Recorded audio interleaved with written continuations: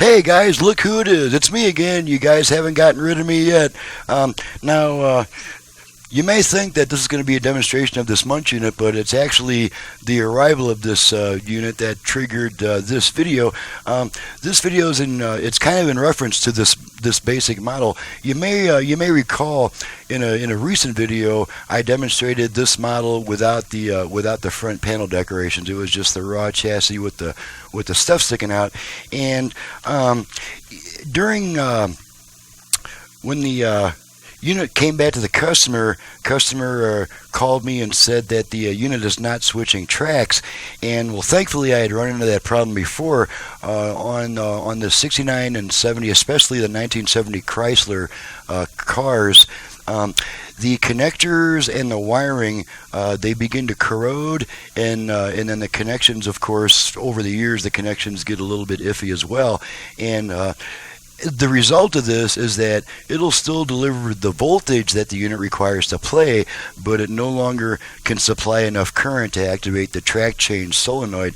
And so the customer called me back and said, well, the track change solenoid's not working. The unit's working fine, but it's not switching tracks. And I asked, what kind of power supply he's using. He said he's using a 10 amp power supply. That's almost enough, but it's really kind of borderline, because the track change solenoid itself can draw 10 amps just on its own. So if when you put the motor into the action and the amplifier circuitry and all that, you end up trying to draw more current than is available when you go to switch tracks. So anyway, I recommended that this unit came from Digital Restoration Services, who already sent me a really nice face mask with their company logo on it that I showed in the last video. So I recommended that he increase the amperage of his power supply, and so here's the result of that. I got an email from him. The 4-track is working flawlessly in the car and in the studio. I ordered you a Munch t-shirt as a thank you. You should get it in a week or so. Also, may need work done on my Akai GX365D reel-to-reel. If my current technician can't do it, could you help? Noisy signal, no recordability, probably needs full recap. Thanks, Brian from Digital Restoration Service. Unfortunately, I don't try to touch reel-to-reels. The shipping alone is just an absolute nightmare before the unit even arrives. Trying to pack them safely is just really almost impossible. They're harder to find parts for. It's just not my specialty, so I don't try to do anything with it. But I do want to show off my Munch t-shirt that was sent to me by Digital Restoration Services. And I'll also add that these guys, they perform transfers of, say, for instance, you've got some old 8-track tapes you want transferred to CD or MP3. You have an old VHS, family home movies, beta tapes, L cassette tapes, cassette tapes. Now, one thing I'll say about these guys is I've done a little bit of transfer work before the workload of machines became too great for me to do that anymore. Transfer work is not easy. You get a lot of tapes in. Customers send, this is my late father, playing music on an 8-track tape. It was recorded with a portable unit that the batteries were running down, and so it recorded too slow. And so when you play it back at normal speed, it plays way too fast. Well, most 8-track players don't have external speed adjustments. In fact, none of them do. None of them does, excuse me. So, you may need to get in there and adjust the speed. If you're recording a customer's home movies off of a VHS tape, you're probably doing a lot of guidepost adjustment to eliminate the tracking lines and all that stuff on machines that were out of alignment that they used to record their VHS tapes. Any beta tape is probably going to be a nightmare to make look good for transfer work. So these guys are doing a service that really is to be commended, because it's not an easy service at all. A lot of customers may think all he's got to do is just run off a copy. It's not that simple. Your tapes have been sitting in the attic for 20 years. They're probably not going to play correctly. Adjustments need to be made to machines and stuff.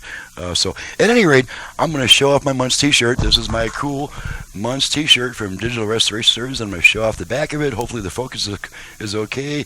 And now, why would I make such a long video just talking about this? Well, it's also because you may notice that on many of my recent recordings, there's been some random static noise creeping in here and there. The noise was coming through both sides, actually all four. It was coming from all four speakers, so that kind of exonerates the audio circuits, because the exact same problem just would not occur in four audio circuits at the same time. So I finally surmised that the most likely reason is, believe it or not, well, no, believe it, the digital stuff, my DVD recorder, I don't want to show it right now because it's too much hassle to bring the camera, but my sound system has about 300 knob switches and front panel controls that need to be monitored and adjusted, for various sounds and things like that. And my sound rack is purely analog. I've got 3 Yamaha Stereo 31 band equalizers, 3 compressors, a little 6-channel mixer in here, and also an 8-channel mic preamp. It is all pure analog. And so since this was something that, since with digital circuitry, okay, you may notice that you can no longer just feed an audio input into your TV. Now you also have to have a video input. You have to have those video sync pulses, or the TV won't stay on the AV input. That's thanks to digital technology. Digital technology is great. There's a lot we couldn't do without it, but digital technology, it's modern. And in this day and age, companies are trying to beat the competition and rush their product to market before it's adequately field tested, and you end up with little glitches that are considered to be normal operation. So anyway, I figured that my DVD recorder, thankfully I bought 3 of them when I bought them, and they're all dual drive, super fancy 50-pound machines, but they are they are up there in the ears, and so I suspect that my last DVD recorder was doing the static. So this video I'm doing without music, so that I can listen closely to the background and make sure that there's no random static noise coming through. And one thing I've learned is that all I did was change out the DVD recorder. I didn't change any of my settings, my sound settings or balance or anything like that. So the recording should come out identical to the previous ones without the static noise. And so that's the main purpose of making this tape. I apologize for taking all your time for just a big long brag story, basically, but it is nice to know that when a customer reports a problem and I point out that it's on his end, that's confirmed through their email. And then lo and behold, I received the exact same model just a couple weeks later. The customer is requesting the same service, so that's kind of neat. So I'm going to get off of here and listen to my DVD.